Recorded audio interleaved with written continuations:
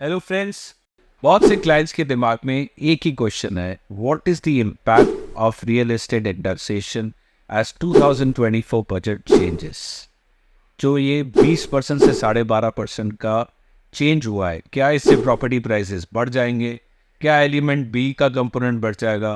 क्या ये right time है प्रॉपर्टी लेने का, या ये प्रॉपर्टी रुक जाएगी? In fact a simple answer is, अब तो गवर्नमेंट भी हमें प्रमोट कर रही है. It is a go-getter for the investors in real estate to buy properties. I'll tell you why. Let me illustrate this with an example.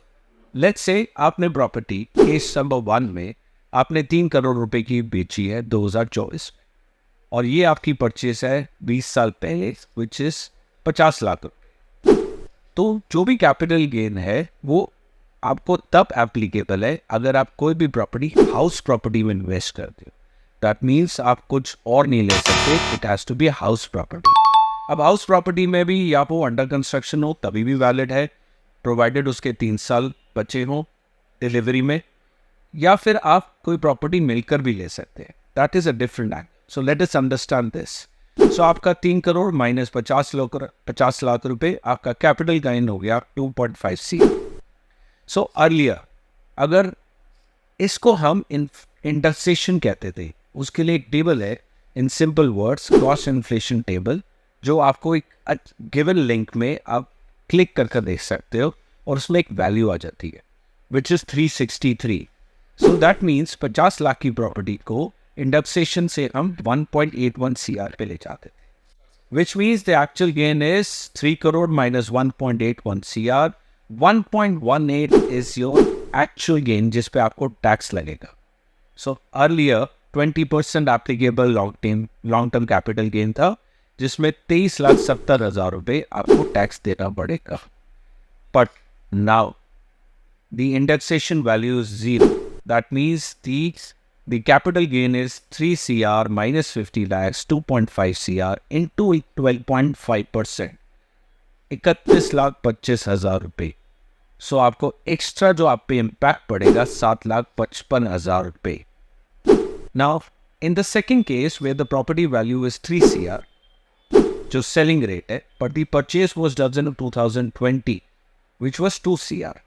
So 1 CR का capital gain है. Indexation अगर हम earlier हिसाब से चलते, जो 2 करोड़ रुपए की प्रॉपर्टी थी वो 2.41 CR बन जाती है. दैट मीन्स कि आपका long term capital gain 58 lakhs पे 20% इज 11.76 lakhs. अगर आज का हम बजट की बात जो अब इम्प्लाइड है, उसमें हमारा कॉस्ट इन्फ्लेशन टेबल के हिसाब से 0 है. 1 करोड़ रुपए का हमारा कैपिटल गेन है, which is directly multiplied by 12.5%. So आपका 12,50,000 रुपए का आपको टैक्स देना पड़ेगा. That means there is a difference of 73,000 only.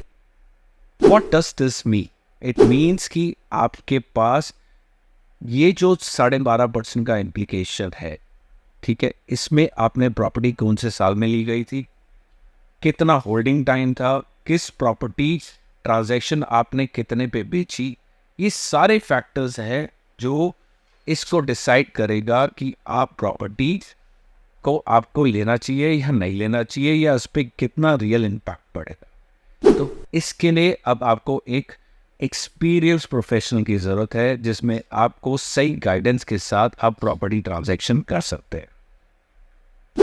एक बेनिफिट है जो लोग मिस कर रहे हैं, लोग सिर्फ ये कर रहे हैं नुकसान हो गया, अब प्रॉपर्टी डूब जाएगी, प्रॉपर्टी के प्राइसेस कम हो जाएंगे.